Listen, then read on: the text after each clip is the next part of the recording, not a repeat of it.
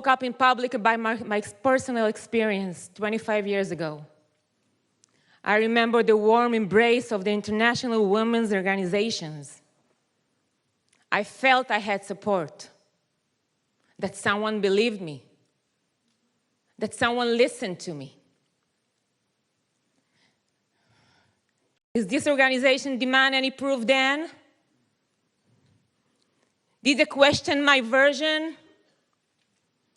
Did they ask to conduct a comprehensive investigation before jumping to conclusions? No.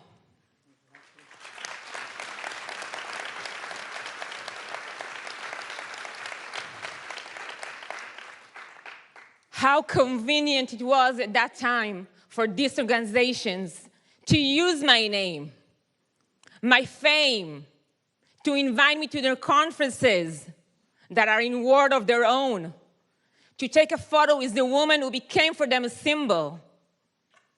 And how ashamed, so ashamed I feel that I was nothing but an extra in their production.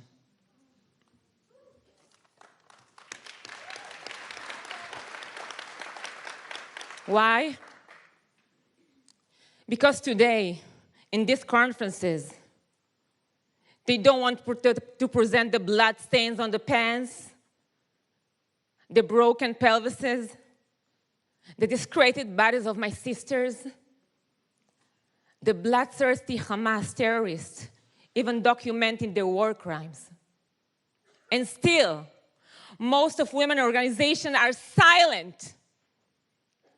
It took almost 2 months for the UN to publish this weekend, late at night, a weak condemnation.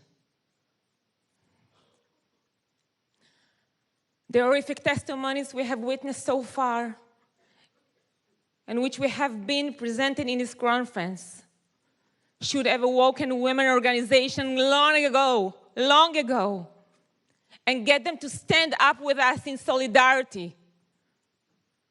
But so far, this has not happened because of their cowardice, because of petty politics. In the place I grew up, there is an old saying, sheket u refesh. Silence is despicable. The women who were raped and murdered on October 7th will maybe be silent forever, but justice will be done.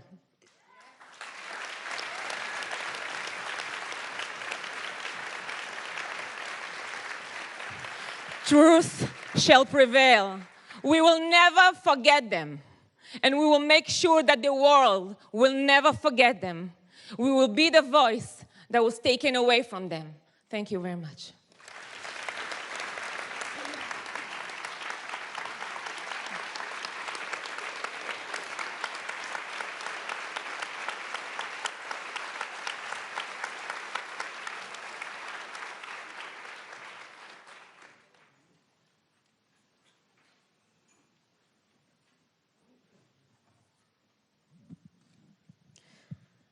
Thank you, Lenore.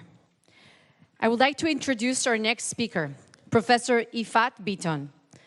Is the president of Ahva Academic College and head of the Israeli Academic Colleges Board.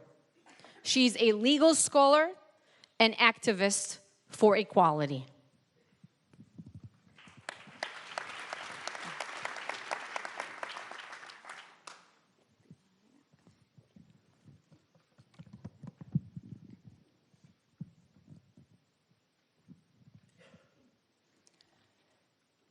Dear guests, I'm here today to speak on behalf of the silenced. Decades of researching and litigating for women in their most vulnerable positions have not prepared me for this current mission of giving voice to those who were silenced twice, not once. First on October 7th by Hamas, and second by the silence of the very UN organizations that were entrusted with the mandate of protecting them.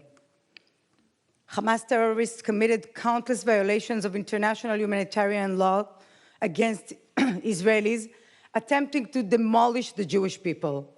They executed heinous war crimes and crimes against humanity. their systemic and pre-organized use of sexual violence as a weapon of war was aimed to destroy our society through the bodies of women.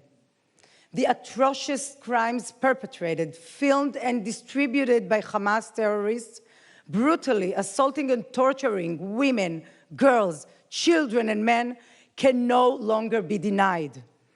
On the other hand, the sexual assaults committed by Hamas are significantly more prone to denial and concealment, mainly by silencing the victims, be it by the paralysis of trauma and stigma of survivors, by propaganda, or by murdering them. Practices of denying sexual crimes and not believing victims have long been condemned by feminists and human rights organizations. Feminist scholars worldwide criticize the ways in which liberal legal systems fail to provide women and girls with the protection they deserved, especially in cases of scarce direct evidence. These very practices are now held against our sisters. Not only they have suffered these atrocities, but they are also facing an outrageous demand to secure evidences from the battlefield.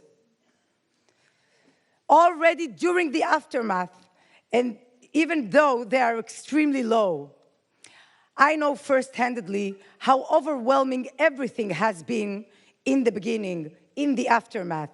I know because on October 7th, I have lost my beloved two brothers-in-law who were heroically fighting against the Hamas terrorists, trying to save innocent civilians terrorized in their own homes. I have been closely watching identification processes and the unprecedented number of dead women, hostages, and survivors. These were red flags that led me, together with other women specialists in Israel, to focus more on investigating the gender-based crimes that were eventually revealed. We were determined to fight for justice on their behalf. Their unimaginable pain and suffering are now presented by those who bear witness to the crime scenes, by the eyewitnesses that we've seen, and by the violated, murdered bodies.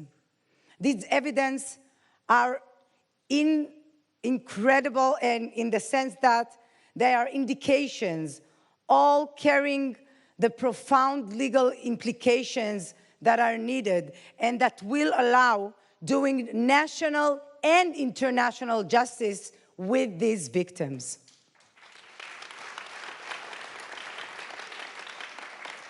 The extent to which sexual assaults and rapes were committed by Hamas is already gruesome, and much more remains to be revealed as the Israeli justice system is relentlessly investigating it.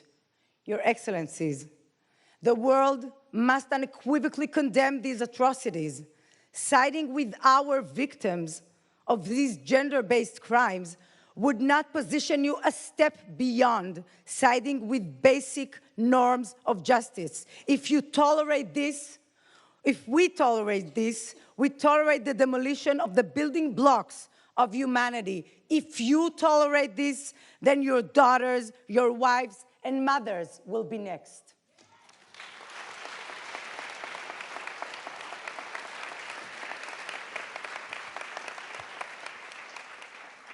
As I conclude my remarks, allow me to introduce the last speaker, Mandana Dayani. Dayani is a human rights activist, entrepreneur, and attorney. She's the creator and co-founder of I Am a Voter. An immigrant from Iran, Dayani lives in Los Angeles. She credits her experience immigrating to the US as a religious refugee as one of her most formative inspirations.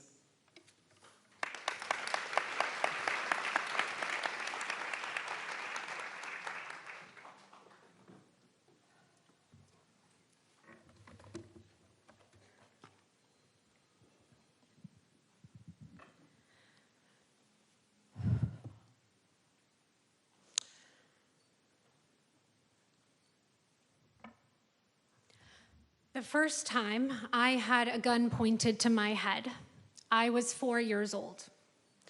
I was walking to the park with my mom in Tehran when the Islamic Republic's morality police pulled up alongside us. While their job was to monitor our hem lengths and our hair covering, their real job was abusing their power to deny women our rights and agency through deliberate acts of intimidation, dehumanization, and outright terror. I've never, ever forgotten the evil I saw in their eyes that morning. Even as a little girl, I knew a real-life monster when I saw one. Today, the Islamic Republic of Iran that forced me and my family out of our homeland remains as oppressive as ever. And it is the same regime that funds the terrorist group Hamas. On the morning of October 7th, Hamas brutalized, bound, burned, murdered, beheaded, and sexually assaulted young girls and women in Israel. They raped young girls at a music festival and threw their dead, naked bodies into piles on top of each other. They raped women and teenage girls with such force and mutilation that medical examiners found them with shattered pelvises and missing organs. They raped the dead bodies of women. They dragged women through the streets and paraded them as their conquests to cheering crowds. Rape was a premeditated, orchestrated, deliberate tactic of war. Monsters. As a feminist and activist, I have stood shoulder to shoulder with women my entire adult life. Women who look like me and women who don't.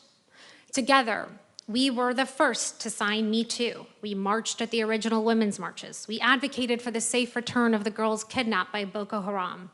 We joined the calls to end Asian hate and Islamophobia. We supported Black Lives Matter. We campaigned for LGBTQ rights. We spent months protesting for women life freedom. We flew to the US-Mexico border to demand the reunification of families. We fought to protect our democracy. But then, on October 7th, I suddenly found myself completely alone. The champions I had stood next to so many times through so many injustices just disappeared. I was heartbroken and abandoned. Peers, friends, universities, and fellow leaders who still remain silent, you have made the deliberate choice to look the other way. You saw the videos, you saw the photos, many recorded and live streamed by the terrorists themselves on our feeds. You know exactly what happened to these girls, and yet you turned away. You ignored our pleas to bring the hostages home. You didn't participate in our campaigns. You didn't hold signs. You didn't march. You didn't wear the t-shirts. You didn't sign the letters. When our women's mouths were bound and gagged, you chose not to be their voice. UN Women, it took you 50 days to condemn this gender-based violence and another 7 to utter a single word about the terrorists that perpetrated them. When we commit to speaking out for women and girls, that means all women and girls.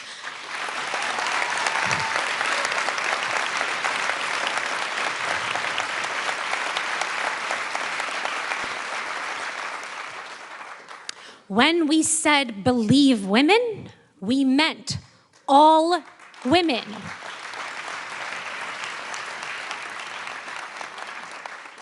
So if you ignore the very clear and obvious violation of just these innocent women and girls, or worse, when you twist propaganda to dare justify it, then you are politicizing their pain. You are denying their stories. You are stating that their rights are undeserving and that their suffering is unworthy of your protection, and you are complicit in emboldening their perpetrators who must be held to account.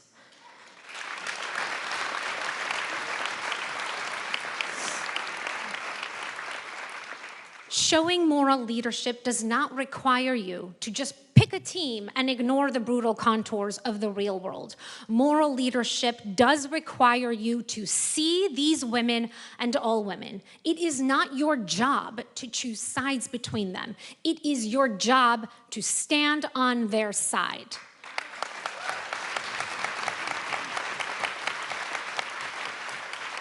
Now, the United Nations has a very long history of singling out the state of Israel. But I am not here to justify the need for a Jewish homeland or defend its right, our right, to exist.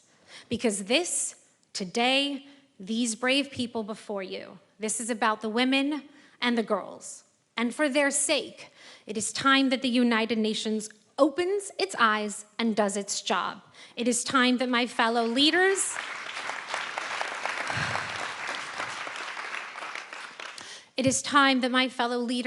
activists, and communities that have still remained silent open their hearts. You must not turn away from women who have been raped and massacred in the most horrific fashion simply because you dislike their government.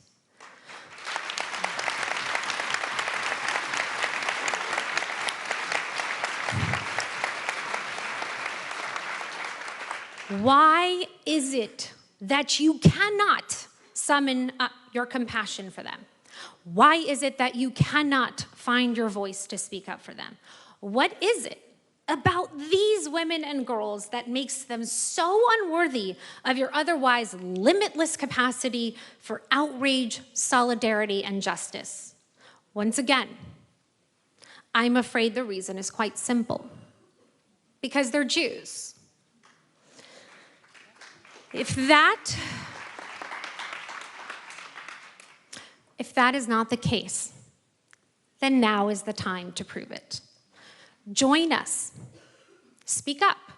Condemn the barbaric violence by Hamas against women and girls. I need you. We need you. These women and girls need you. As a child, standing outside the park, I remember looking straight into the evil eyes of those monsters. I was terrified. I knew those men would get away with anything they did that morning. I knew I had to remain silent. But I don't anymore. And neither do you. Please, please hold these monsters accountable. Denounce these war crimes, and always believe all women. Thank you.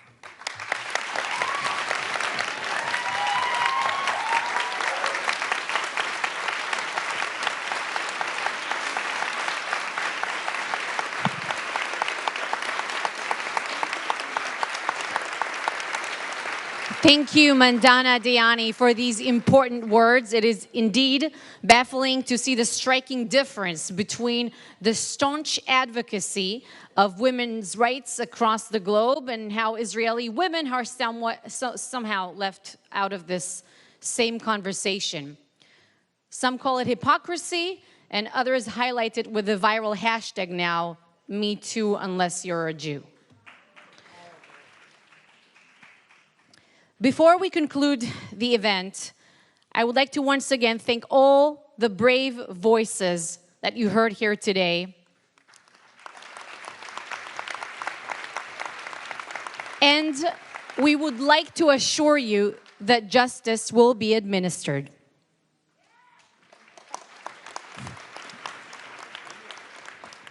I would like to bring to your attention, once again, if you haven't noticed, we will play it once again, the very powerful artwork displayed on the screens before you entered. We will show it again, reflecting how October 7th moments have been inscribed into the collective national trauma.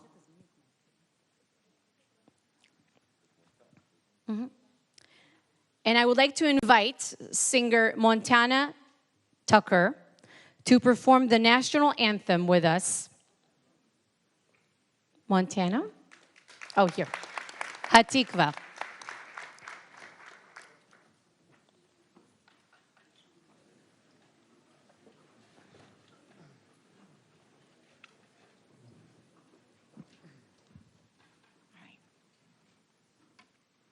Thank you.